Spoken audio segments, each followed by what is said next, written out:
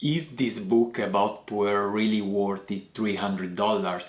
That's the price you have to pay if you want to buy it on Amazon. In this video I will describe and show you the context so that you can find out yourself.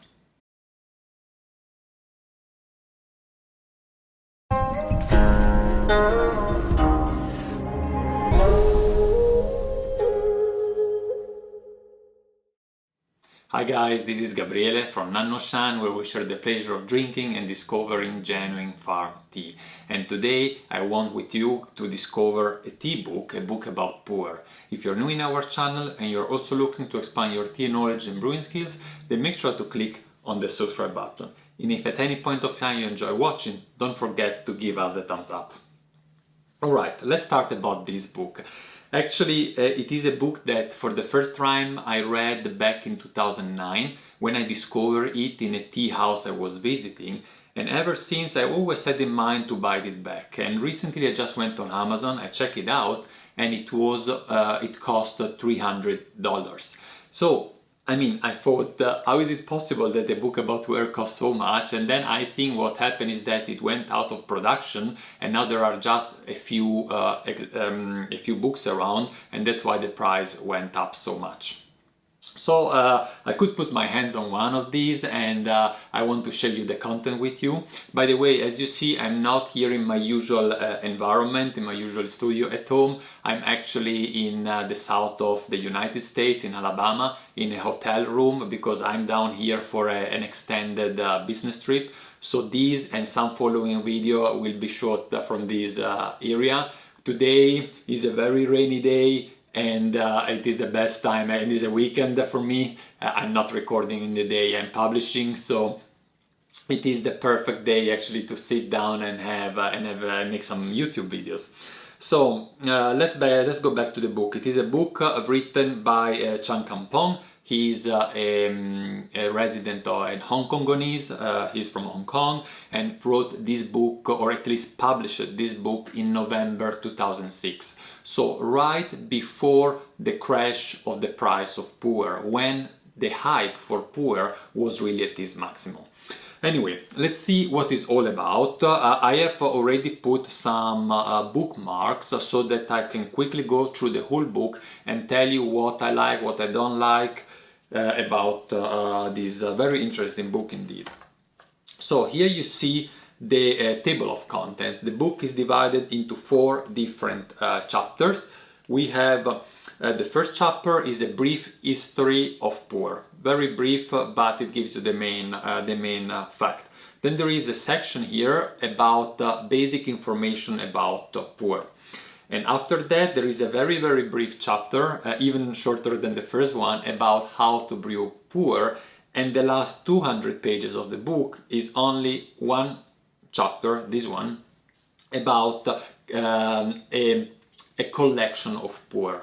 I will show you a little bit later what does it mean, a collection of Pu'er. About the book in general, it is hardcover, it looks very nice, it has a lot of colorful picture, and also the quality of the page is very good, so already speaks for a quality book for sure. But let's see not only the quality of the material, but also the quality of the content. So, as we say, the first chapter here speaks about the history of Pu'er. It is, let's say, the brief overview, and I have to say, when I started reading it, I wasn't so sure about the rest of the book, because it has a few inaccuracies. For example, on this page here, it starts listing the different categories of tea: green tea, oolong, yellow, and so on, and the 6th category says Pu'er. The 6 categories is not Pu'er, is heicha, is post-fermented tea, of which Pu'er is just one of those. Now, it's just Pu'er is mentioned, which in Chinese is also known as dark tea. That's not, it's not completely true, right? Dark tea is a wider category. So, if you write a book about Pu'er, you want to be a little bit more precise than that. And if I move on, there are other inaccuracies. For example, here in the brief history of Chinese Pu'er tea, it is mentioned that the appreciation for Pu'er is dated back to the Tang Dynasty. That cannot be, because the Tang Dynasty is more than thousands of years ago, and the technique of stir frying the leaves in the wok that is so important for Pu'er production was invented much later. So it's certainly sure that in Yunnan, in the Tang Dynasty, tea was consumed, but it wasn't Pu'er, it was something else. Anyway, there are some important takeaways to take from this chapter, in particular about the view Hong Kong had and has still today about Pu'er. It mentioned the importance of aging for Hong Kong. Sorry, we know that Hong Kongese really like aged Pu'er, and also it mentioned the importance at that time for Hong Kong of tea coming from the 6 famous tea mountains that are in the western part of Xishuangbanna, a prefecture in the south of Yunnan. Also, EU is mentioned, and is mentioned as an important production center and also trade center. More about that later. Part number 2. Part number 2 is much more interesting for me, and here I start reconsidering the quality of the book. It's really a nice chapter. It gives you some basic information about Pu'er, but I wouldn't even call them basic. It's really some interesting aspects of it. It covers also the faking of Pu'er. That is a theme that comes over and over again throughout the book. It's important that someone back in 2006 and 2005 describing Pu'er already points out that there are a lot of fake out there. What I also like of this chapter, it makes some association with green tea. That is a topic that is very important for me and on which I still keep on promising myself to make a video about. It will come. Green tea, Pu'er, which are the differences. And it's also point out that Pu'er doesn't have such a clear definition. It says that it has defined it in different ways throughout the year, and also this is very true. It seems easy, but it's not, to answer the question, what is Pu'er? Let's move on. One important portion of this chapter number 2, that really probably the part that I like the best of this chapter, is the Pu'er classification. What here we start getting systematic and very precise, and actually the author gives 4 different ways of classifying Pu'er that I like a lot. Just to listen them, we have the manufacturing process, the shape of the cake, the year of production, the trading codes that are on some of those cakes, and also the conditioning after storage. You can classify Pu'er following one of these classification methods. So, for example, here is the first method, the processing of the tea leaves. That's nothing that you cannot find elsewhere or on the web, but there are a lot of nice pictures. They are well done. That reminds me when back in 2010 for the first time I was in Yunnan and I produced a tea. It was very much like done in this way, although even the farmers tend to use some simple machine. They don't really do everything by hand as it is shown, for example, in these 2 pictures. But nonetheless, yeah, definitely a nice overview. Then we have an overview of different shapes of Pu'er, so a second way of classifying Pu'er by shape. Also very interesting and very complete. And here, for example, you have in this chapter for the tea cake, the difference between the round tea cake and the discus tea cake.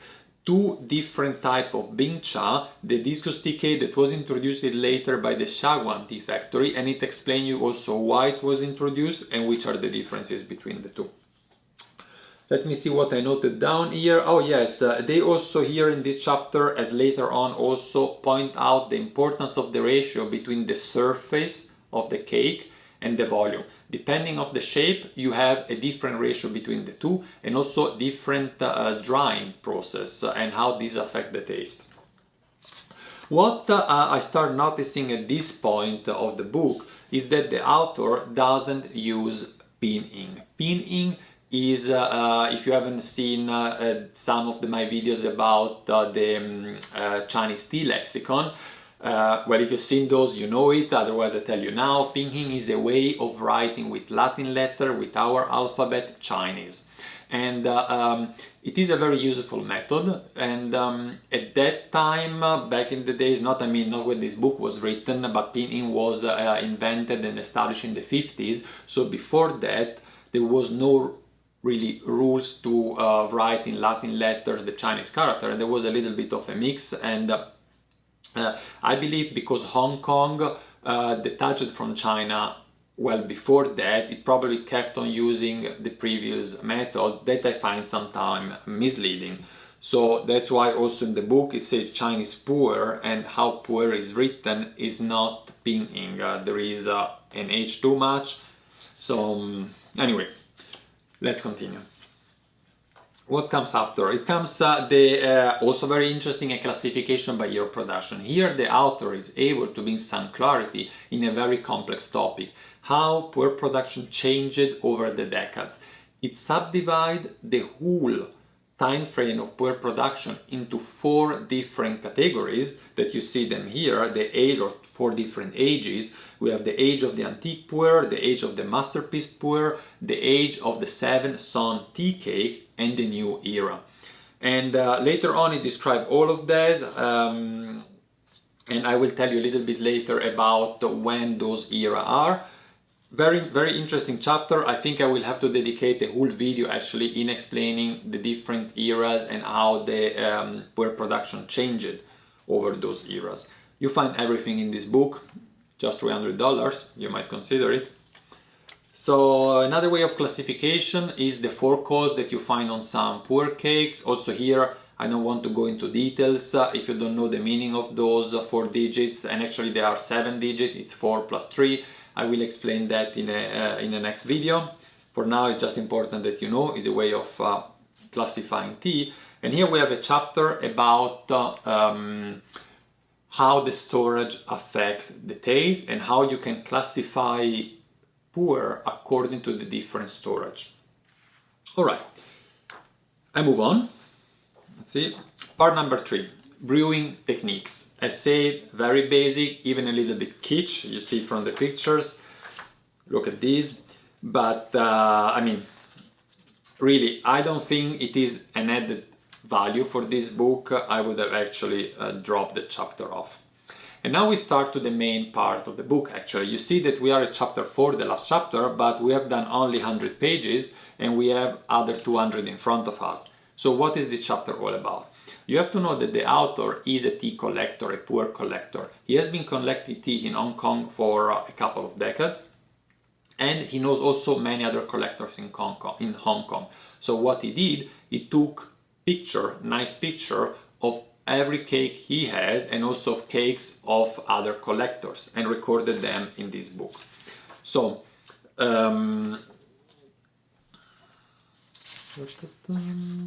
yes, there is a first section here about the trademark tickets and also other marks that you find on the wrap and inside of Pu'ers. It's also very interesting because it shows you how the trademark tickets, you see them here, some of them are changing or changed over the years, and how can you recognize a certain Pu'er cake by understanding the mark that you have inside. Also very interesting and information that is very hard to find elsewhere.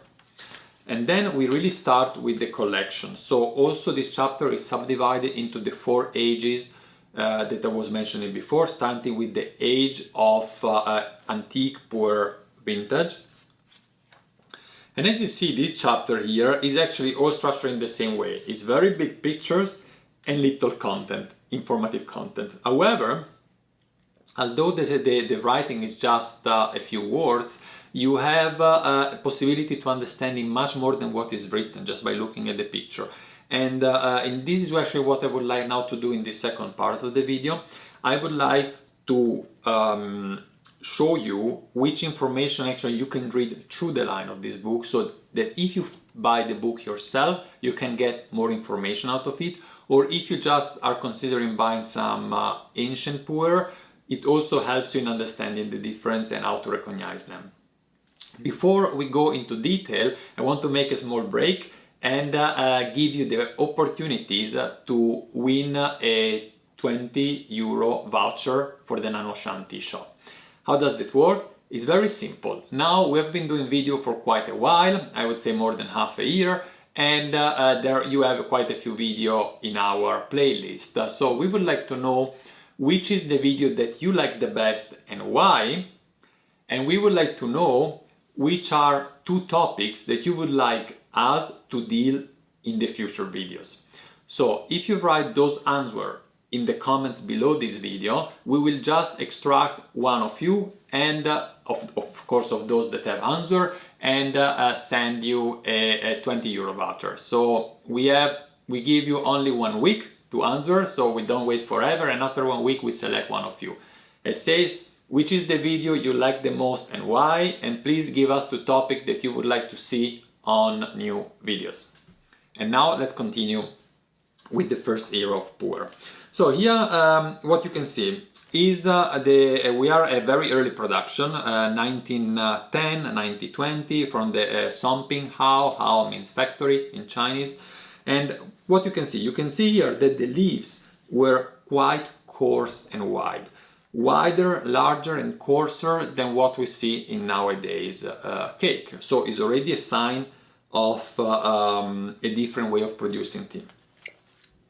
I move on. What is now the Somping Hao is actually a very famous private factory. At that time the factory were all private, but here in this page you see some names like the Puqing Hao, the Chenyun Hao that are not that famous anymore, and it's very hard to find those names on the web if you don't know what you type. You see also here other name.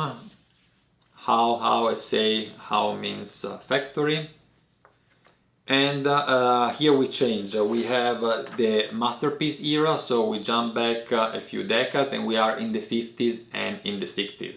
So let's see how the cakes were looking in the masterpiece era. First of all, now the picture changed. You have more content, you have a tongue, you have also the wrapping of the cake, which wasn't shown before, because at the beginning of the last century wrapping was not used, was still to be applied.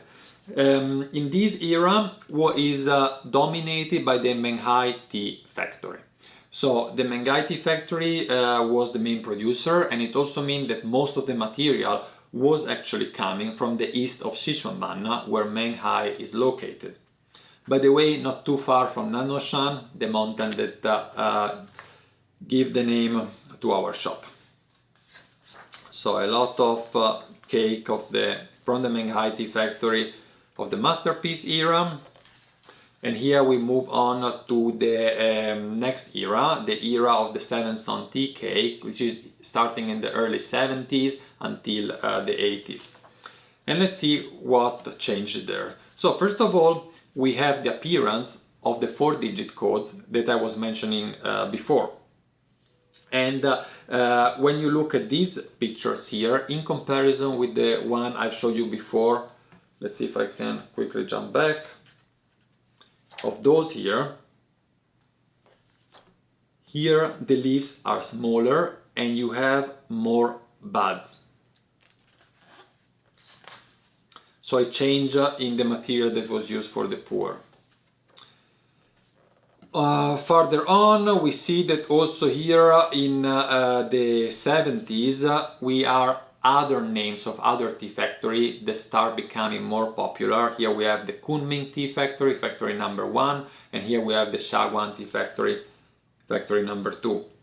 While I call them 1 and 3 is related actually to the code, the 4-digit code that you have on the cakes.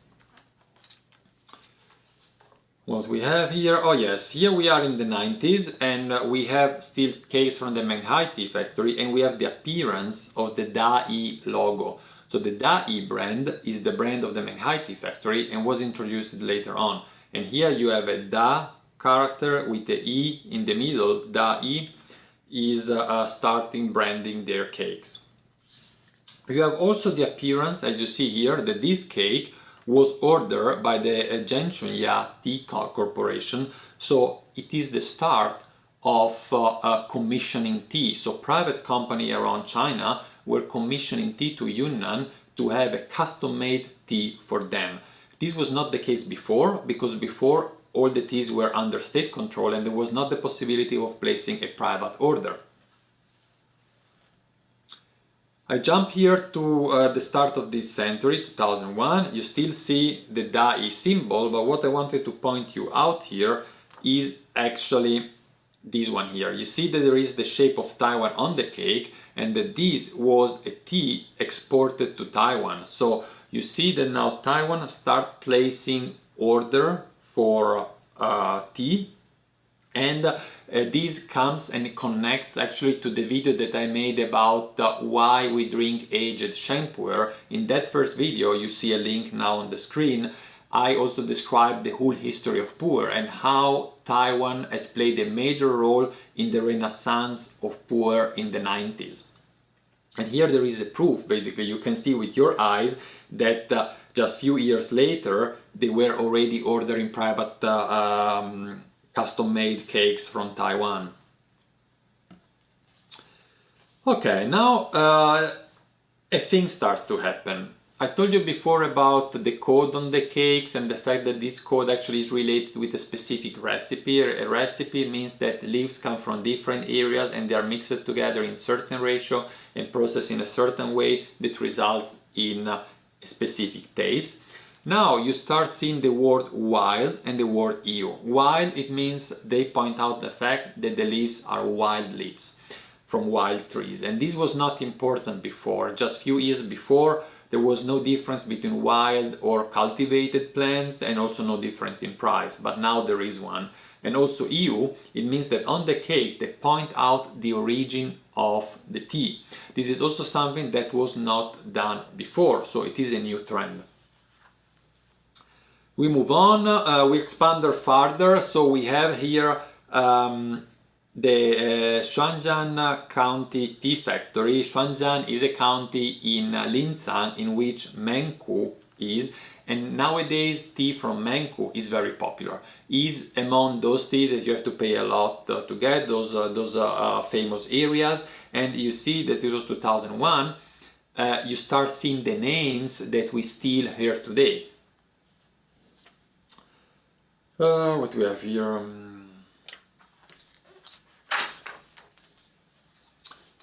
Another couple of cakes I want to show you. Here we go even more specific. Yeah, we're in 2004. You see that we still mention wild, so the wild origin of the tea, but we don't only mention the area, EU, we are even specific about a single origin, a single mountain, the Jinju mountain. So you see that we get into more specific. This is because the customer wants that. It was this push from the Taiwanese. Okay, this is, a few information that you can read through the line of this cake, but not only of this cake, also of other cake, and I hope I could give you a little bit of inspiration on how to read actually a Pu'er cake. The book ends up with a very interesting chapter. It is a chapter in several pages about how to store Pu'er at home.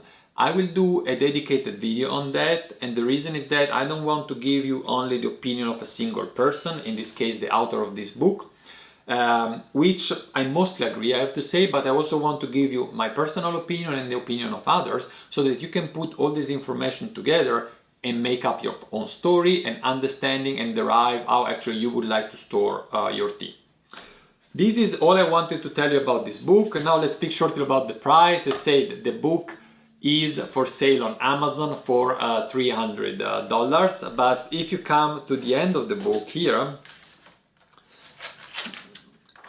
it says price of deluxe edition $29.99 US. So in 2006 it was possible to buy this book for $30, and now they put a zero at the end and it costs $300.